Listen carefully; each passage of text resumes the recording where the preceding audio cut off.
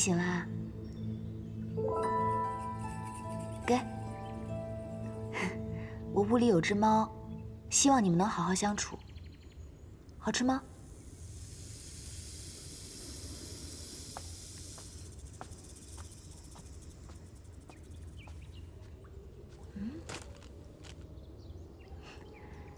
你怎么会在这里啊？小黑蛇，跟我走吧。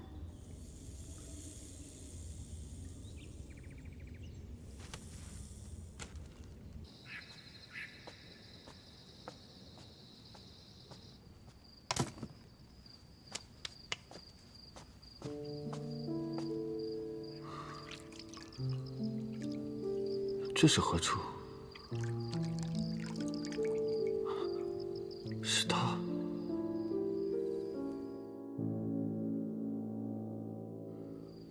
梦境中，他是个男儿身，为何如今是个女人模样？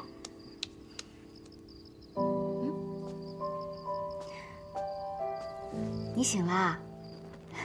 你知道吗？你是我认识的蛇里面长得最俊俏的。你看，你头上还长了角，这手感滑滑的，真好。本君看起来很像蛇吗？你知道吗？在山洞里看到你的时候，以为你在冬眠呢。后来我想，现在不是9月份吗？还不到蛇冬眠的时候，就想你是不是受伤了，带你回来休养。金尼兽法力最高，却伤不了我的。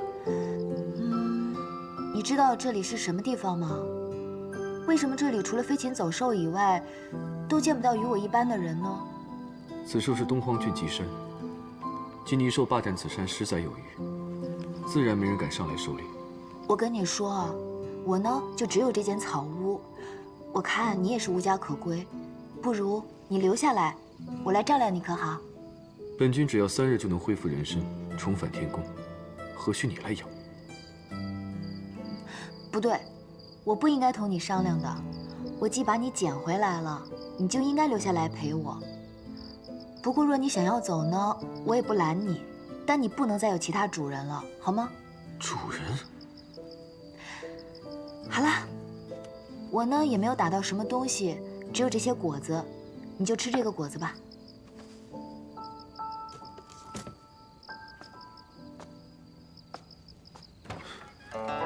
这扇子，莫非是玉清昆仑扇？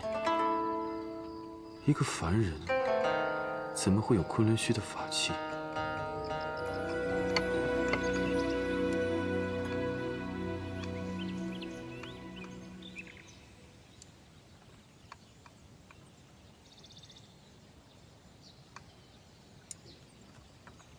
我捡你的时候，怎么没发现你受伤了呢？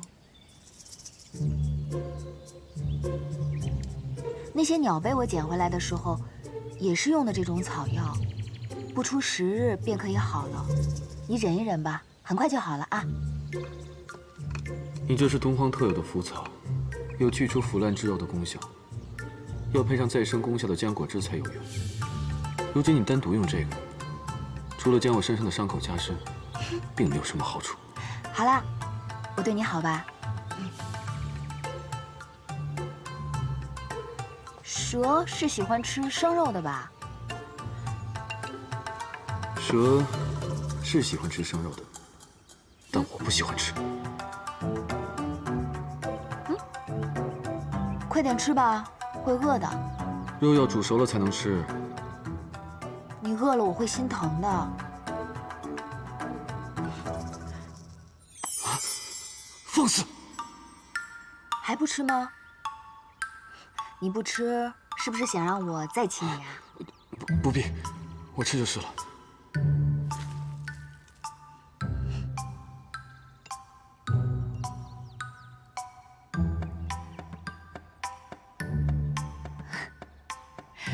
此处的蛇真是聪明，还知道挑拣自己爱吃的东西。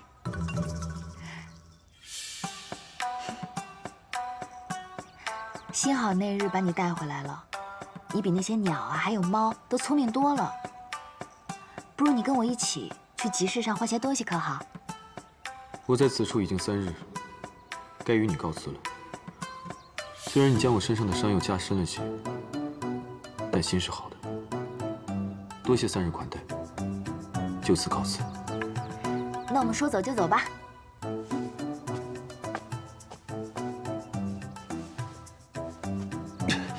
难道你看不出来就要下雨了吗？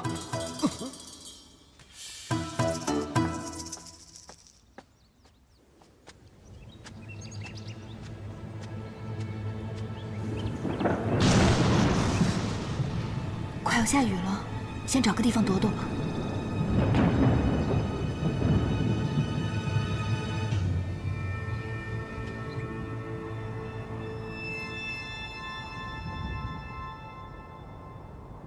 听说太子在此处降服了金泥兽，若是早得了消息就好了。在天宫这数万年，都未曾有机会与太子殿下说上半句话。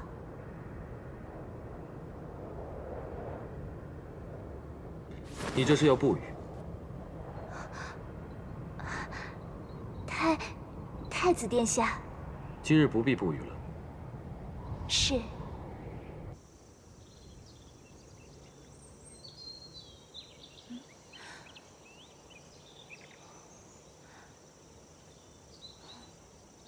乌云这样就散了。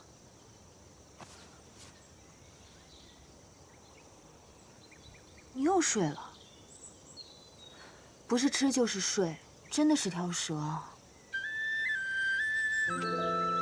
太子殿下，素琴，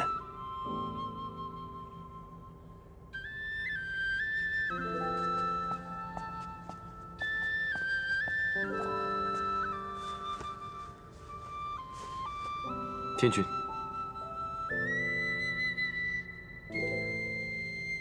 孙儿已斩杀金泥兽，特回来复命。好，你竟能如此顺利复命，果然不负本君所望。不过孙儿还是大意受了伤，有愧于天君的信任。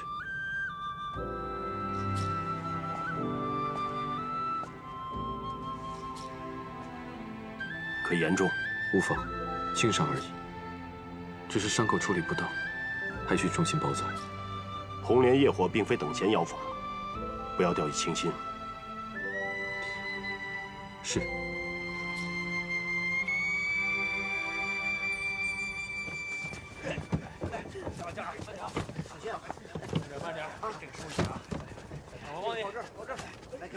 来把这个来拿一下。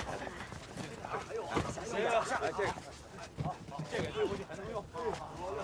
前面还有点木头，来，先走，先走。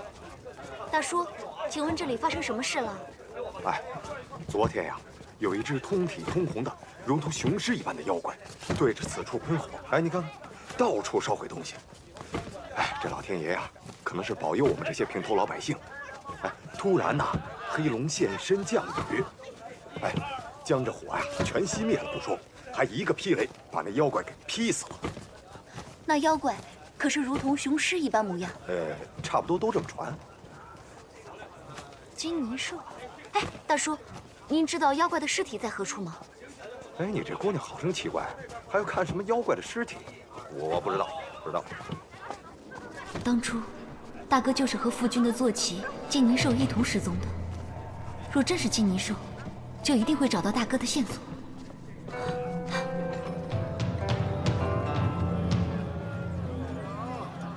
卖包子喽！张兄拖着包子。卖了些果子，换了些铜钱。等一下，我们去吃茶听戏，走吧。哎，这符，看看这符啊！哎，这符若发生昨天的事啊，保证能受黑龙的庇护，毫发无损。来来来，哎，都有啊！哎，都有。这符真的能驱妖吗？那当然，姑娘也想来一符？妖怪我不怕。一个姑娘家竟有如此胆量，居然不怕妖怪。菜喽！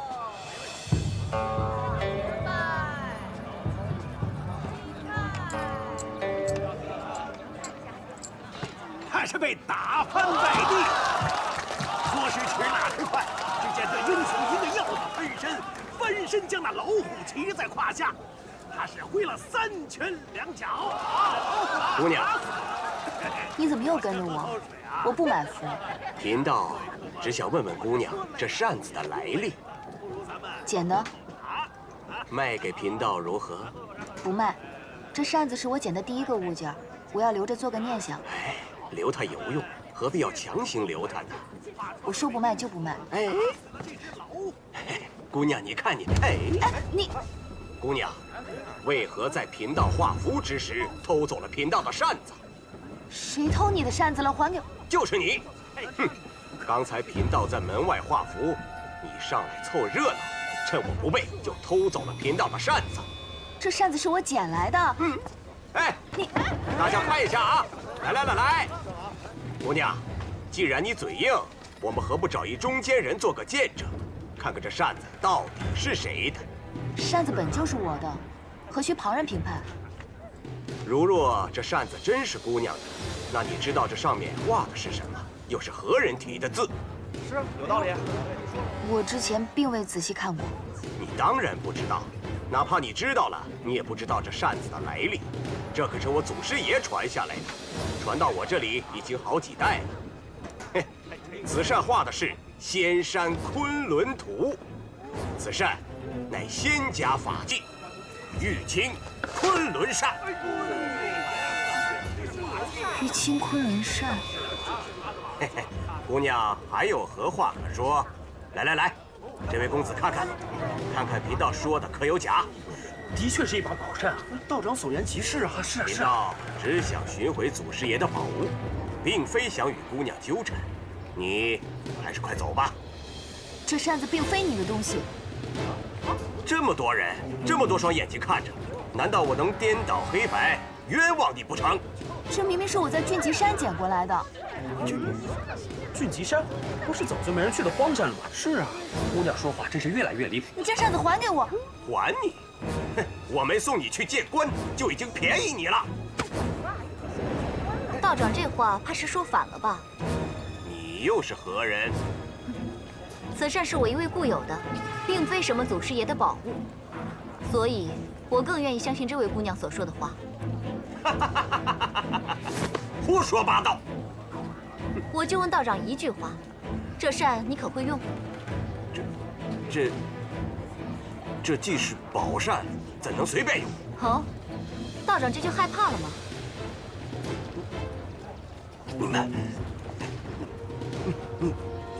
你们是一伙的。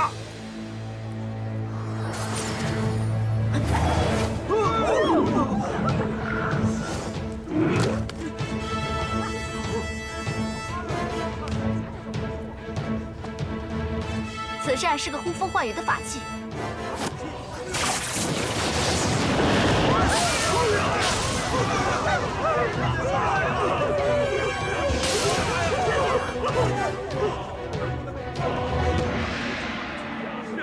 怎么，道长没有别的话可说了吗？我那位朋友可是眼睛里揉不得一粒沙子的人，若是让他知道他的法器被一个破道长据为己有，怕是会把你丢到不知道什么地方去，再也看不到这凡间景象了。贫道不识泰山，不识泰山，贫道不识泰山。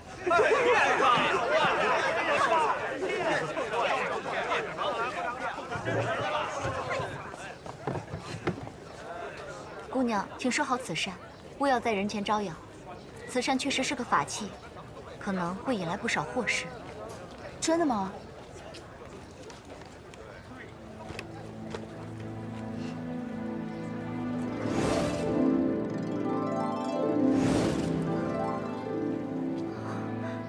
方才看到姑娘，像是看到了我那位故人。可惜他是个男人，你是个女人。我看起来竟像个男人吗？神似而已。姑娘，告辞了。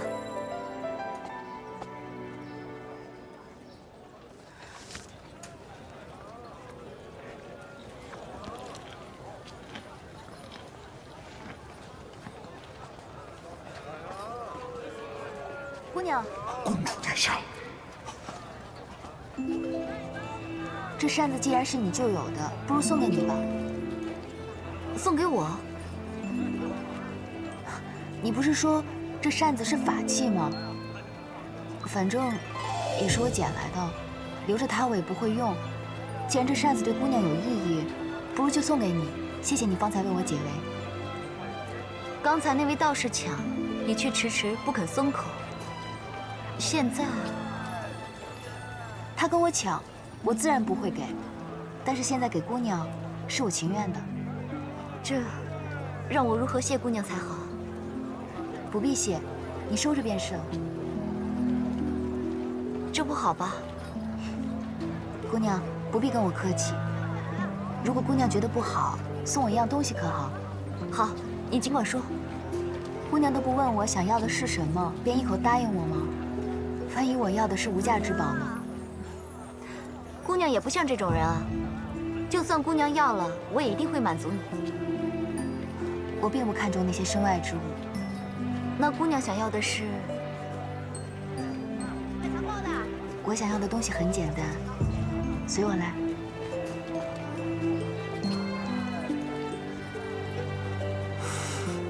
殿下怎么会跟这个凡女人似的？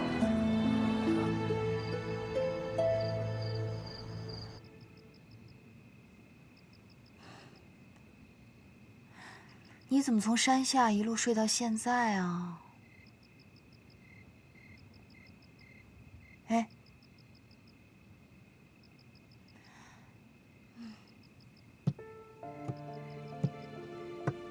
现在才9月，你就已经冬眠了吗？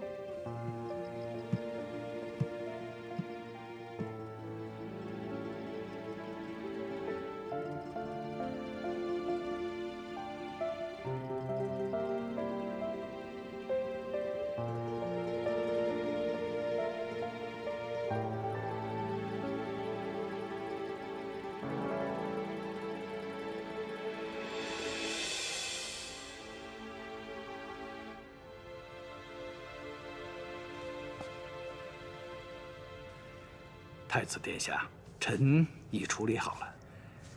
只是臣发现，太子手腕上的伤并非是红莲叶火所伤，而是东荒特有的腐肉草所致啊。是本君不小心碰到的，先退下吧。是。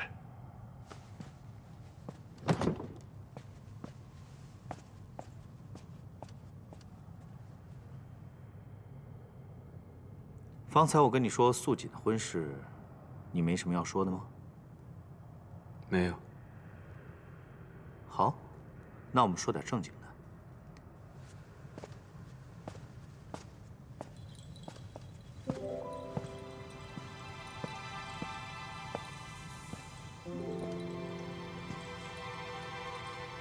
今日的奏折我都帮你看了，长海鲛人族一直是父君的心病，方才又提起了我。长海水军胆小怕事，并不擅长用兵，恐怕最后还要你亲自带兵平乱。我料到，我已有出兵的准备。不错，鲛人族的头领曾是擎苍的心腹，又不满这一任离境义军的管制，不早日除去，始终是个祸患。而且还有一点，梨苑的母后就出自这一族。幸好当年天君听了东华帝君的话，扶离境上了位。如果让梨苑继位，恐怕今日会更麻烦。就算当年是梨渊上位，也不过如此。擎苍那2个儿子，都不是什么君王之才，自然是比不上你，一出生就是主君，也从未让我们失望过。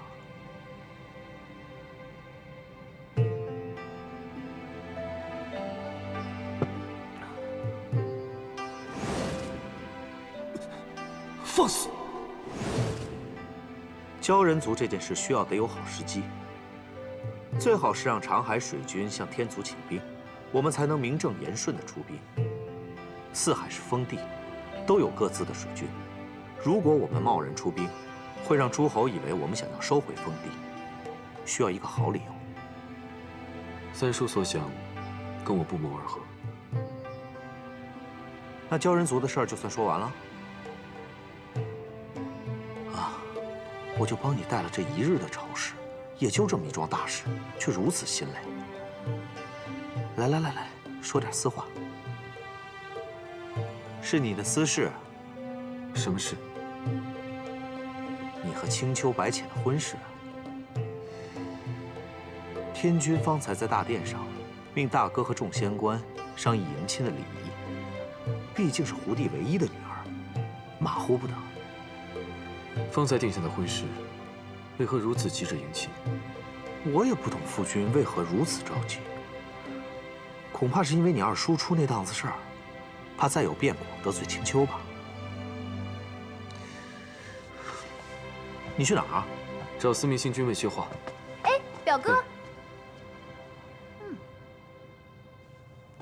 怎么走得那么急呀？哦，是因为素锦要做天妃，去跟天君抢人了吧？这种话你也敢说，真是越来越不像话了啊！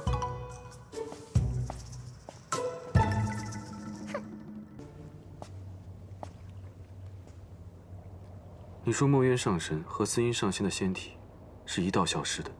不错，当年昆仑虚余下的弟子疯了一样找他们，可始终没有结果。所以还有人猜测，司音和墨渊上神已不是师徒之情，但又不想背负师徒的名分，于是借着异族大战诈死，与司音双宿双飞了。竟还有如此荒谬的事！就是因为太过荒谬了，帝君他老人家才编写了“双双归隐”这句话，让人写入了典籍，只为了堵住悠悠众口。照你所说，那玉清昆仑扇是司音上仙的法器，怎会流落人间？司音失踪的事，始终是天族的一个悬案。殿下若要深问，怕是谁都说不清。就算是昆仑虚那些上仙们也说不清。或许司音当年大战时将这法器掉落了人间，是有可能。太子殿下说的那位拥有此扇的人，可有什么疑点？他只是个凡人，没什么特别的。你先下去吧。是。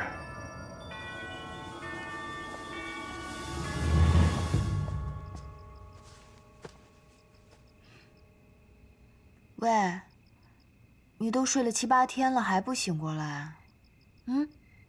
这还没到冬天呢，你怎么就冬眠了呀？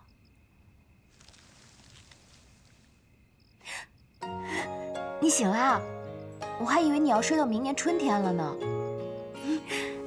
你看这床被子好看吗？我就等着你醒过来给你看呢。太鲜艳了。我跟你说，虽然鲜艳了一些，但是我就喜欢这种大红色。你看我平时穿的衣服也都是那么素净的，偶尔换一下不好吗？你虽然长得不太好看，可这穿衣品味倒也不错。比起那些女神仙的云缎彩衣，这些素衣才最好看。你的绸衫，我不在时，可是发生了什么？你知道吗？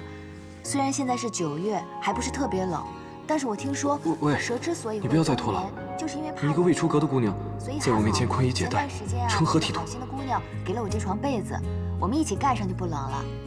来，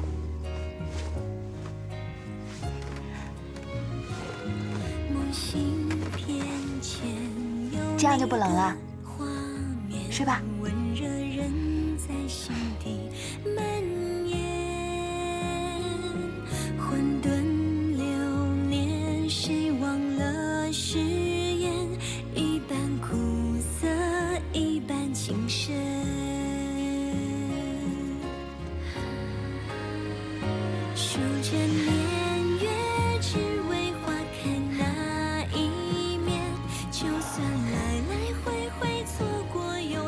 那玉清昆仑扇是个厉害的法器，你一个凡人既然无法用，丢了也好，免得浑水暴露招惹太多。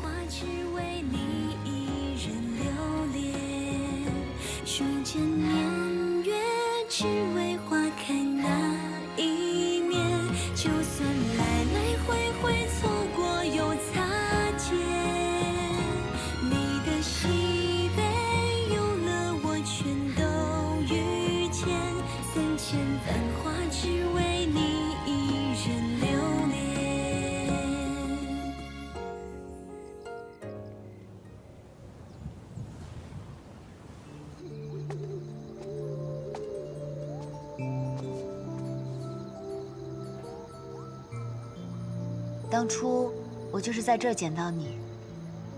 捡到你的时候，你奄奄一息，抱你回去你都没醒，以为自己捡了条死蛇呢。我在此处养伤，原本睡3日也就痊愈了，没想到被你抱走，涂了腐肉草，至今伤口都没长好。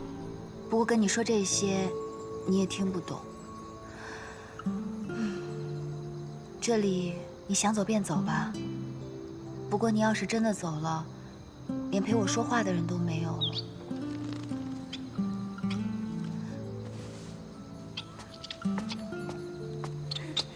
小翠鸟，小翠鸟，你受伤啦？你跟我之前走失的那只很像，你不介意的话，就跟我回家吧。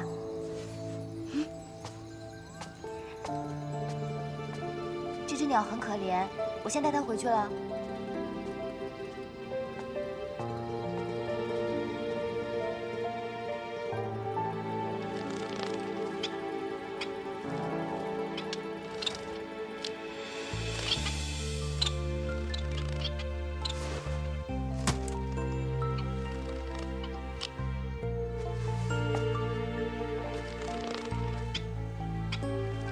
对你而言，我跟这只翠鸟有什么区别吗？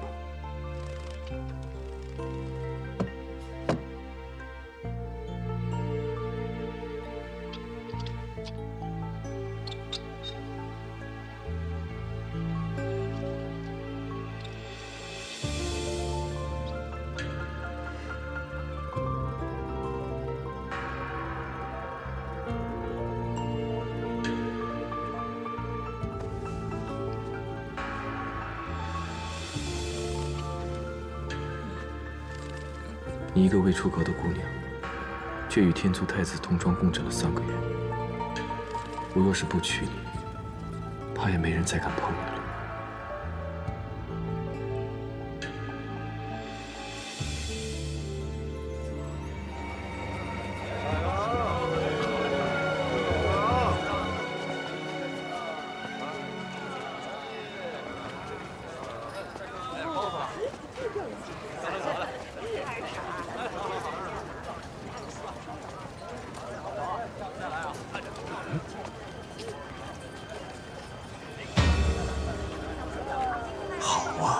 竟带着黑蛇进城，这可是中荣国最忌讳的东西了。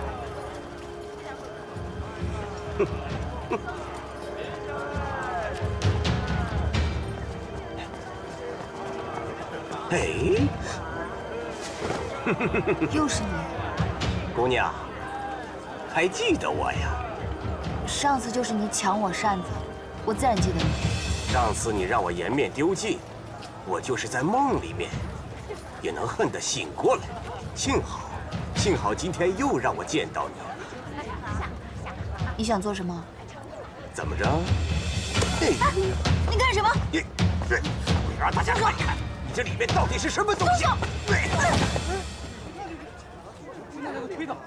大家快来看一看，这妖女又来了。妖女？那日，她伙同另一个妖女，抢走了我祖师爷的宝物。我为了城中百姓，一直未曾离开，就是想有朝一日揭开这妖女的真实面目，还大家一个真相。这姑娘可真倒霉啊，算是被你给盯上了啊！前几天你抢她扇子不说，还被路见不平的美人儿教训了一番，怎么着？失心疯了？又来闹腾了？别怪老道不告诉你们这篮子里边是什么东西，这里边可是最邪之物——黑蛇。黑蛇，妖怪呀！怎么着？怕了吧？你这道士上次就骗了我，你说是黑蛇，你以为我们会信啊？是啊，对呀。你若不信，我就揭开这个破布，让你看看。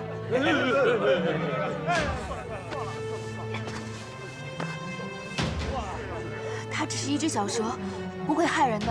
姑娘，听你这意思，篮子里真的有黑蛇啊？不错，但它并不是什么邪物。真有邪物啊！不要！烧死他！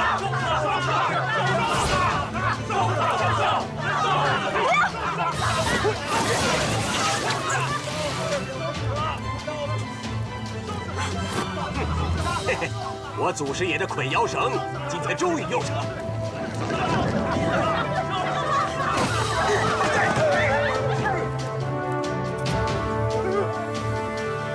真的有黑蛇！真有啊！真有啊！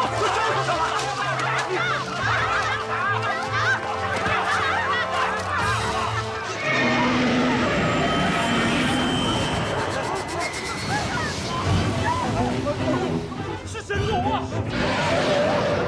神龙，是神龙啊！就得说神龙啊！神龙，神龙！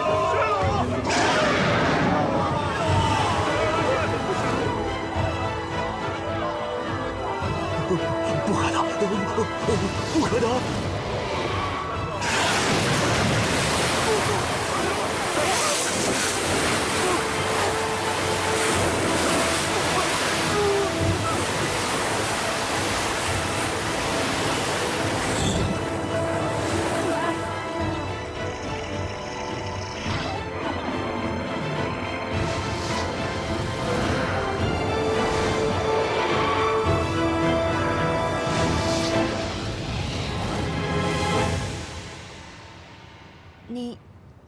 你不是黑蛇吗？这世间也只有你把我当作蛇来看。可你变这么大，我以后怎么养你啊？如今现出真身，必会被天公知晓。你且耐心等我几日。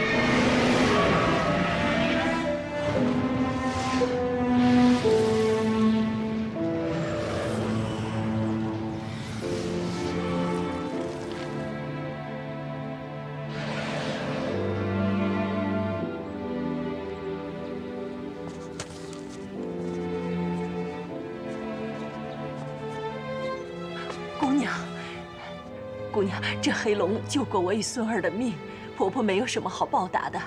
姑娘可否来家中吃顿便饭？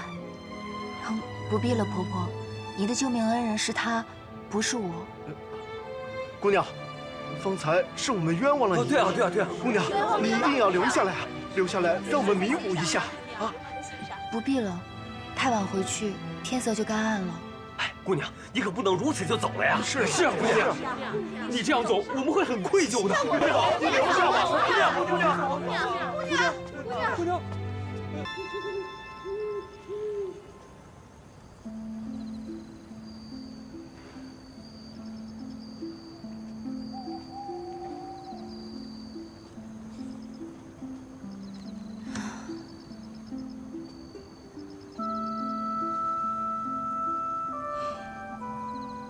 养了你这么久，都不知道你是一条小黑龙。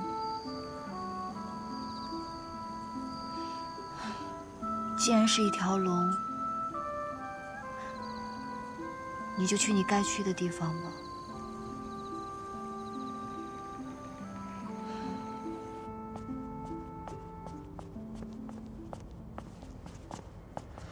不知太子殿下找小仙所为何事？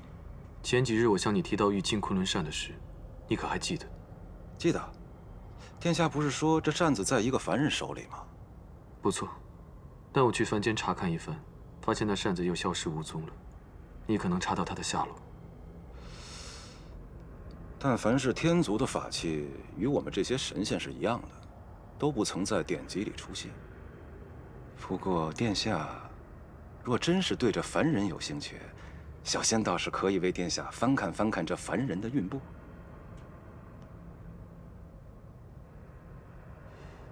不必了，本君不需要知道他的经历。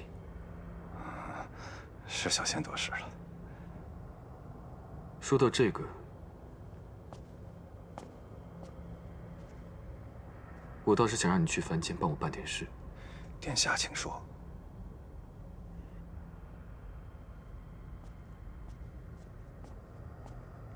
太子殿下，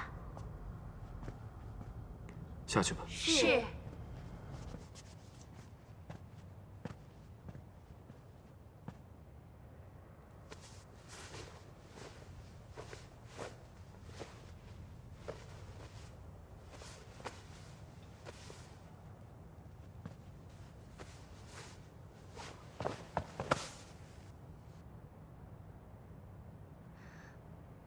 放肆！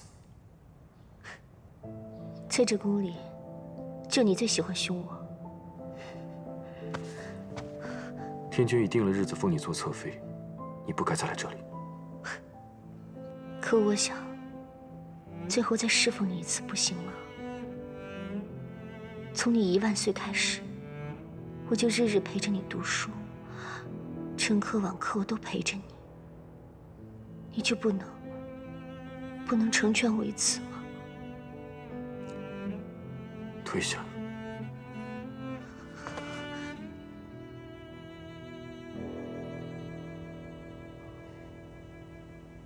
素锦，你可想好了？若是你不退下，我换人来见你如此模样，在我殿中，你就算有1000万个理由，也做不了天妃了。你威胁我？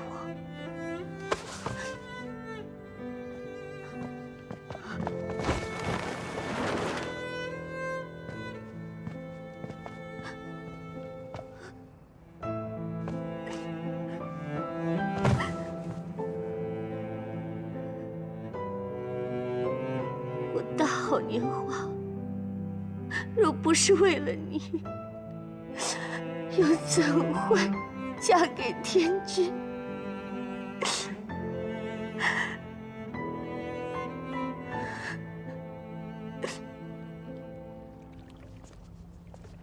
你是说你要和那个女子在一处？不错。你小子也有今天，知道女人是什么了？并不像三叔想的那样。她对我而言，就像是曾经丢了的什么东西，经历了千千万万，终于找寻到了。三叔，你可明白我说的是什么？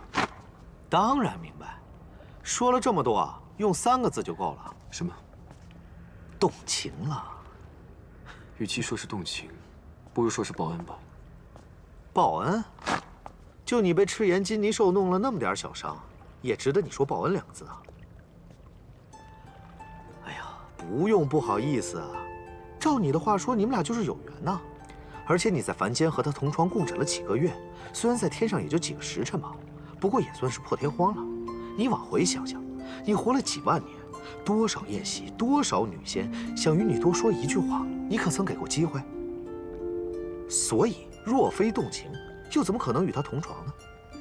好了，别再争了，情呢，动就动了，咱们继续说。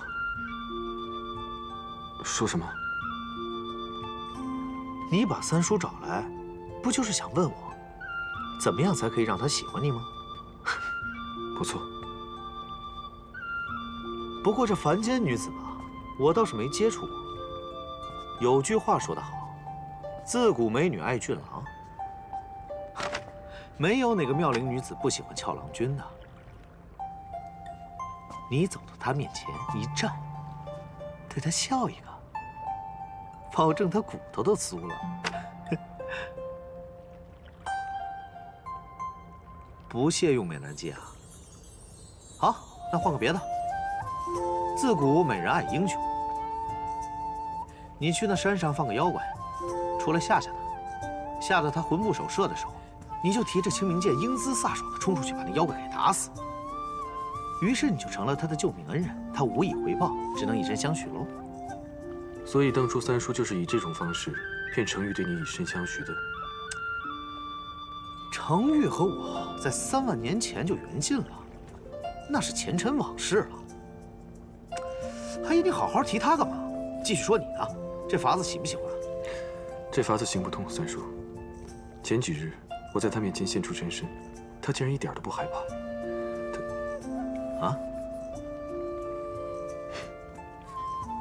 她并非一般的女子。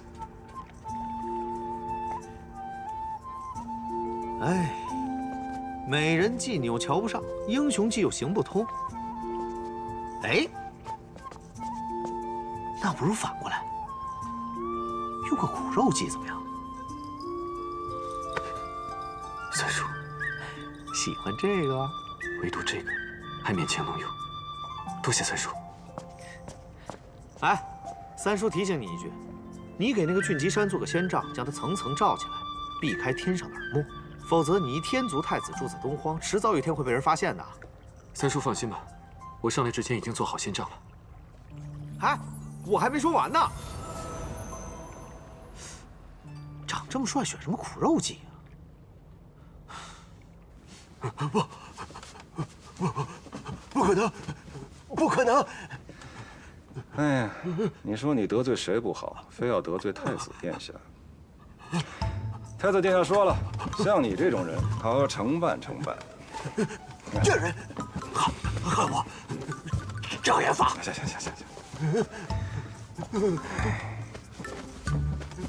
你这运步我看了，坏事不少干啊。阳寿嘛，哟，阳寿就到今年。我大老远跑了一趟，得给你写点什么才好呢？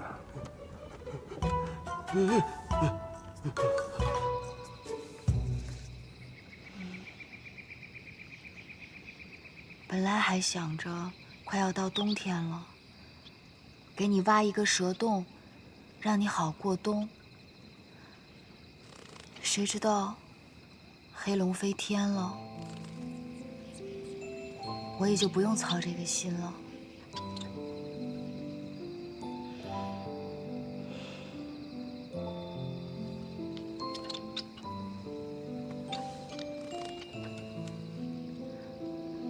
走吧。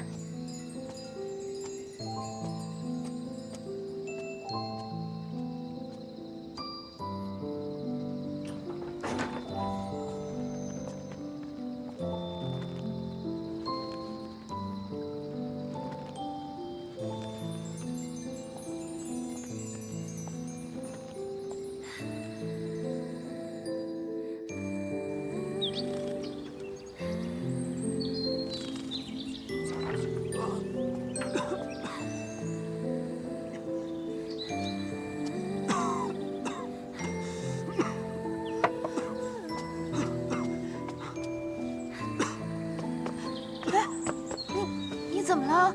你没事吧？啊！好多血！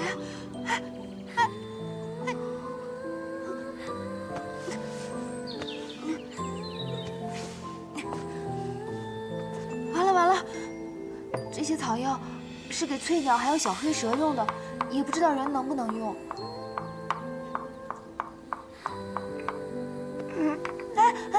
你不要动，你不要动！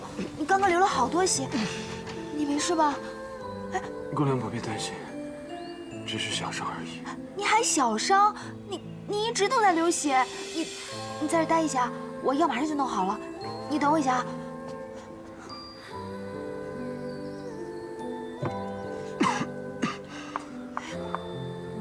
我还没帮你清理伤口呢，等我一下。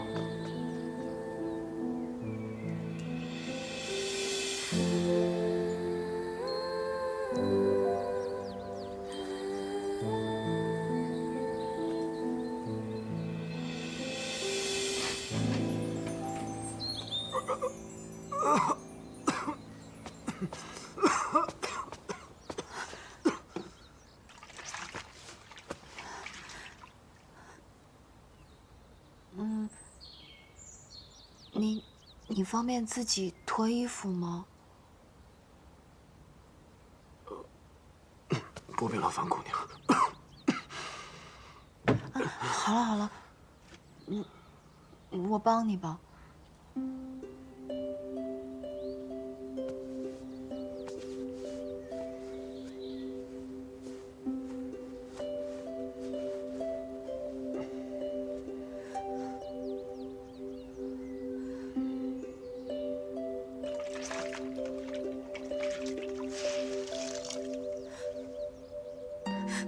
我帮你擦一下，有点疼，你忍着点儿。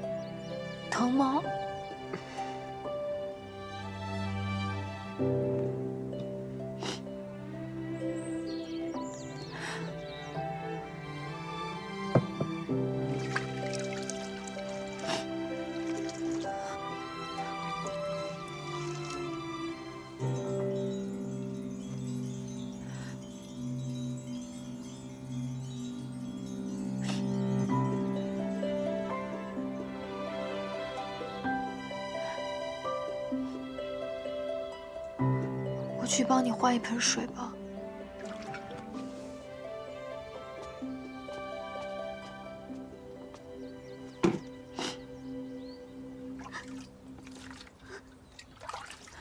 莫非我做的太过分了？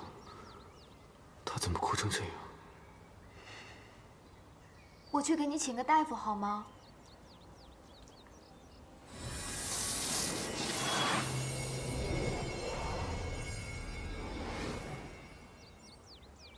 我还是帮你去找个大夫吧。这些药只能用来医小动物。我看你这伤口这么深，我怕……你的伤好了？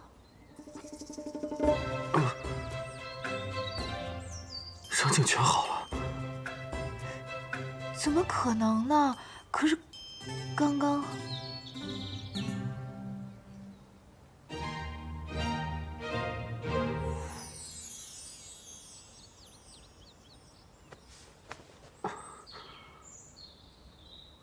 素闻东荒俊极山有奇草，是疗伤圣药。莫非姑娘给我用的就是这奇草？我草药是随便采来的，我也不知道它是不是奇草。那，你可还有内伤？姑娘说的对，内伤很重。为何会伤得如此重？是有仇家寻仇吗？路遇妖怪，就缠斗了一番。妖怪？这里有妖怪吗？姑娘不知这山上有很多妖怪。我在此住了数月，从未见过什么妖怪。那妖……你这么难受，还是别说话了，先躺下吧。也好，多谢姑娘。我去帮你弄点吃的。好。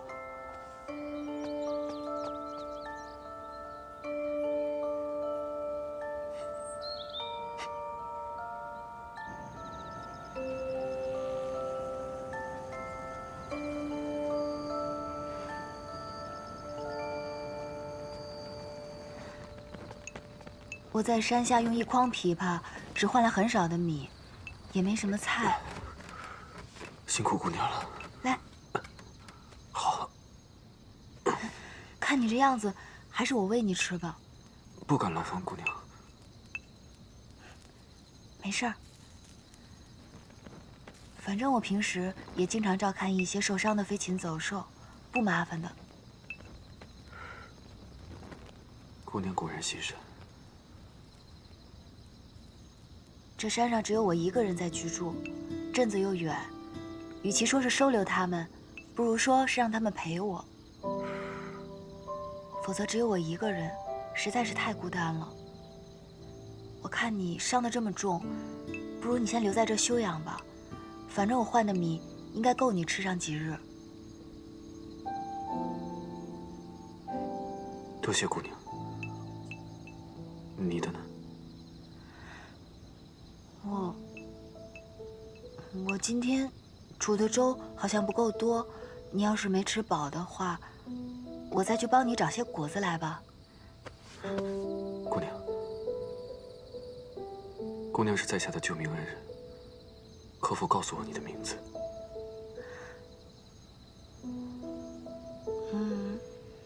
我没有名字。没有名字？我既无名字，也无家人，就自己一个人住在这山上，也没有朋友。既然如此，我送你一个，可好？你送我？姑娘穿得如此素雅，素素两字，与你很配。素素，素素，好，那我就叫素素。谢谢你送我名字，我去帮你找果子吃。姑娘，不想知道我的名字吗？哦，我倒是忘记问了，你叫什么名字啊？夜华。夜华是哪2个字啊？哎，你能写给我看吗？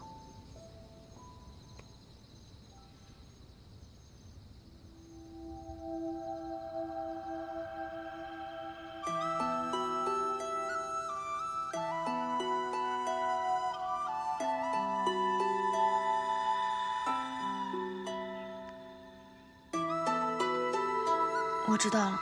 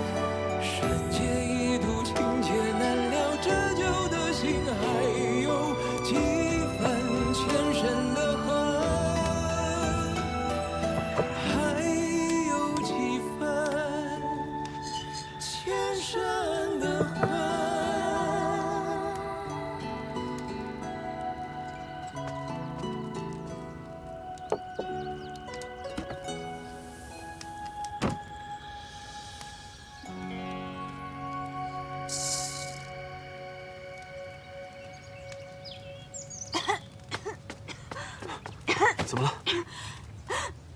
哎，我是不是碰到你的伤口了？无妨。那就好，快走。出什么事了？我就是想烧点东西给你吃。你烧点东西会有如此浓烟？一向都是这样的呀。我来这里之前，你是如何生活的？因为我吃东西并不挑剔，饿了就找些果子吃，万一能猎到一些小兽的话，就把它们烤熟了吃。幸好你还知道要烤熟，不能吃生肉。我不能吃生肉的，一吃就会肚子疼。但是我以前养过一条小黑蛇，它就很喜欢吃生肉，每天都要吃好多，很是难养。很难养吗？你没养过蛇吧？自然不知道养蛇的艰辛。我那条小黑蛇十分的娇气，它每天都要跟我一起睡，而且我为了怕它冷，还帮它要来一床棉被呢。素素，你可知道蛇不需要睡床，也不需要盖棉被的？真的吗？真的。那可能是我那条蛇与众不同吧，所以后来它真的变成一条大黑龙了。大概有茅草屋那么大，然后飞走了，就再也没回来。好了，不与你说那负心蛇了。屋子里应该还有一些果子你可以吃的，我去帮你采一些草药回来。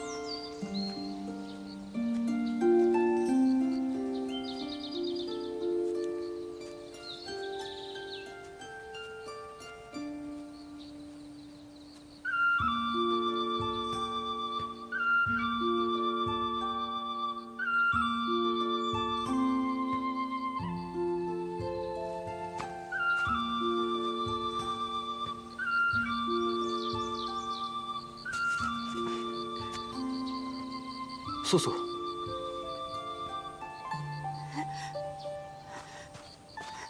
你怎么来了？你受了这么重的伤，还走了这么远的路，你没事吗？我没事，我见你迟迟不归，我就来寻你了。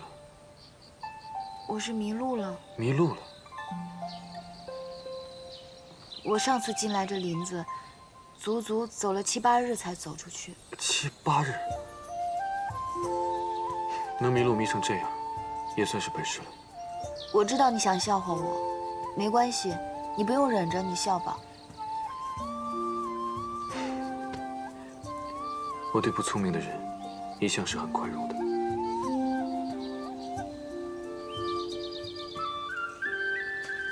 你本就受了伤，又走了这么远的路，怕是没力气再走回去了吧？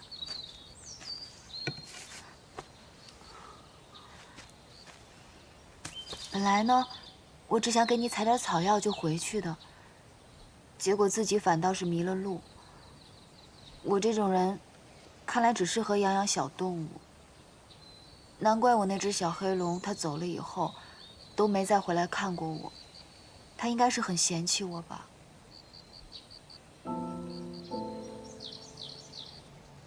你很想他？或许他是不得不离开的。龙是上古神族，出现在凡间，大多是为了降妖伏魔。也因为他是神族，并不能长久留在凡间，否则会影响凡人的命数，惹出麻烦。是吗？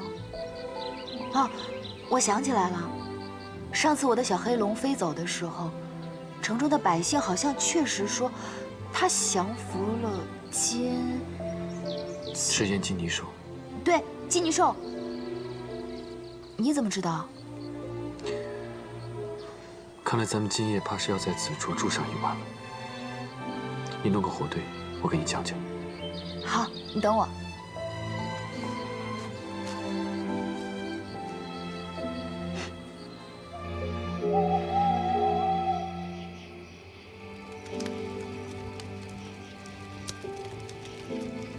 你继续说吧。累不累？不累。你讲的故事呢，是没有茶楼的人讲的动听，但是至少没有人说过。这赤焰金泥兽在10年前来到了东荒俊极山，便令此山下的中荣国10年大旱，1000年焦土，举国子民颠沛流离。真的这么厉害吗？到了第10个年头上，这金泥兽越发猖狂，竟看上了国君的妻，并将她掳回了洞中。然后呢？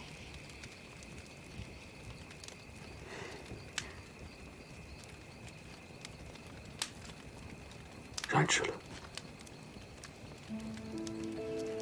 哦，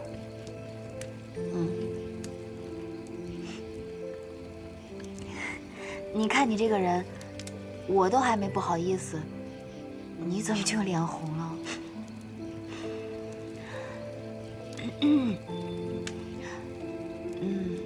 那你就继续说吧，把故事说完。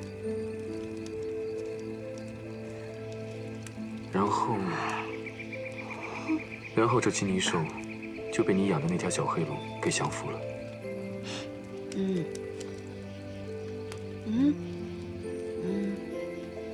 然后呢？然后，那黑龙虽然打败了金泥兽，却也受了点小伤。